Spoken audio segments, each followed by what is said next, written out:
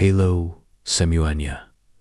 Selamat datang di channel Suleon, tempat kita menjelajahi pengetahuan dan sejarah tokoh-tokoh legendaris dalam budaya kita. Pada kesempatan kali ini, kita akan mengulas perjalanan hidup seorang tokoh besar dalam kisah Mahabharata, yaitu Abhyasa, yang juga dikenal dengan nama Resi Vyasa. Mari kita simak kisah lengkapnya dari awal hingga akhir. Abhyasa, yang dikenal juga sebagai Resi Vyasa, adalah sosok yang menggabungkan kebijaksanaan, keutamaan, dan ketenangan dalam satu pribadi. Ia lahir dari seorang pertapa besar, Resi Palasara, yang hidup dalam ketenangan di pertapaan Retawu. Ibunya, Dewi Durgandini, adalah putri Prabu Basuketi, Raja Wiroto, yang keturunannya dipilih oleh Dewata untuk memainkan peran penting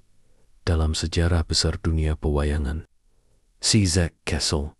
Abhyasa sudah menunjukkan kecerdasan yang luar biasa dan ketenangan yang tidak dimiliki oleh anak-anak seusianya. Ia tumbuh dalam lingkungan pertapaan yang jauh dari kemewahan istana, namun penuh dengan kebijaksanaan dan nilai-nilai spiritual yang tinggi. Bimbingan Resi Palasara membentuk kepribadian Abhyasa menjadi seorang yang alim, soleh, dan selalu mendahulukan kebaikan di atas segalanya. Di masa mudanya, Abhyasa lebih memilih hidup sederhana dan mendalami ilmu-ilmu spiritual di pertapaan Retawu. Penampilannya mencerminkan seorang pertapa yang berwibawa, dengan sorot mata tajam yang penuh dengan kebijaksanaan. Rambutnya yang mulai memutih seiring waktu menambah aura keagungan dan kedalaman pemikirannya. Ia adalah seorang yang ahli dalam bertapa,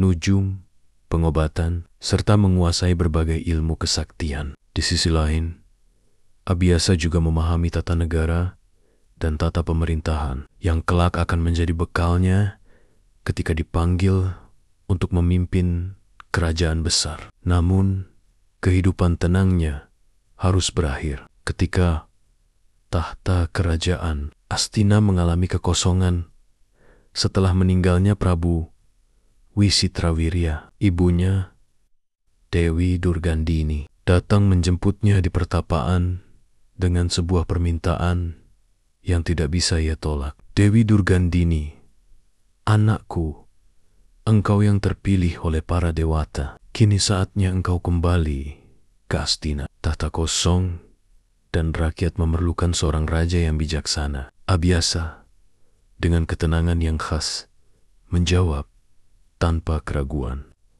Abhyasa, ibu, aku adalah pertapa yang telah lama meninggalkan gemerlapnya istana. Kekuasaan bukanlah hal yang kucari. Namun jika ini adalah kehendak dewata dan takdirku, aku akan melaksanakannya dengan sebaik mungkin. Ketika kembali ke Astina, Abhyasa diberi gelar Prabu Kresnadwipayana dan dihadapkan pada tanggung jawab besar sebagai raja. Namun, berbeda dengan penguasa lainnya, Abhyasa memerintah dengan penuh kebijaksanaan dan rasa tanggung jawab yang mendalam. Ia tidak melihat kekuasaan sebagai hak, tetapi sebagai kewajiban untuk melayani dan menjaga kesejahteraan rakyatnya. Dalam masa pemerintahannya, Abhyasa berhasil menjaga stabilitas dan kemakmuran kerajaan Astina. Ia menikah dengan Dewi Ambika, janda Prabu Citragada, dan Dwi Ambiki atau Ambalika, janda Prabu Wicitrawirya. Dari pernikahan ini, Abhyasa memiliki dua putra, Drestharasta dan Pandu, yang kelak akan memainkan peran penting dalam cerita besar Mahabharata. Selain itu, Abhyasa juga menikah dengan Dewi Datri, seorang penyanyi Kidung Weda di pertapaan Serungga, yang memberinya seorang putra bernama Yamawidura. Setelah menobatkan Pandu sebagai Raja Astina, Abhyasa memutuskan untuk kembali ke pertapaan Retawu. Keputusan ini mencerminkan sifat sejati Abhyasa yang tidak terikat oleh kedudukan duniawi. Baginya, kehidupan di pertapaan yang penuh ketenangan dan kesederhanaan lebih bernilai daripada kemewahan dan kekuasaan di istana. Namun, meskipun ia kembali ke pertapaan, pengaruh dan kebijaksanaannya tetap dirasakan oleh banyak orang. Abhyasa dikenal sebagai pujangga besar yang menciptakan epos Mahabharata, terdiri dari 100.000 sloka dan dibagi dalam 18 buku yang dinamakan Parwa.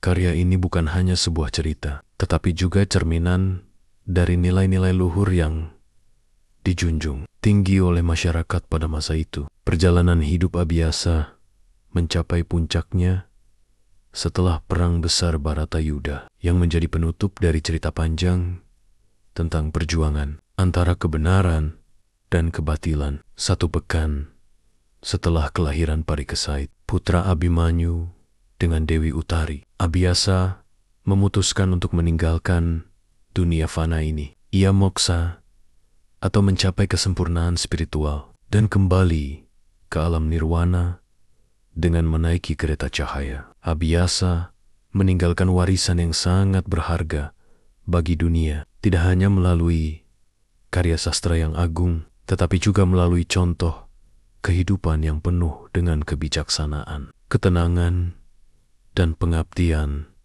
kepada kebenaran. Ia adalah simbol dari nilai-nilai luhur yang akan terus dikenang dan dihormati sepanjang masa. Dari kehidupan Abhyasa, kita dapat belajar tentang pentingnya kebijaksanaan, kesabaran, dan pengabdian dalam menjalani kehidupan. Kepemimpinan sejati tidak terletak pada kekuasaan yang dimiliki, tetapi pada kemampuan untuk melayani dengan hati yang tulus dan adil. Abhyasa juga mengajarkan bahwa kekayaan dan kedudukan tidaklah abadi, dan bahwa kedamaian sejati hanya dapat ditemukan dalam kehidupan yang sederhana dan penuh dengan nilai-nilai spiritual. Abhyasa adalah pengingat akan pentingnya menjaga kebenaran dan keadilan, tidak peduli seberapa besar tekanan atau godaan yang dihadapi. Kehidupan Abhyasa adalah cerminan dari perjuangan manusia untuk mencapai keseimbangan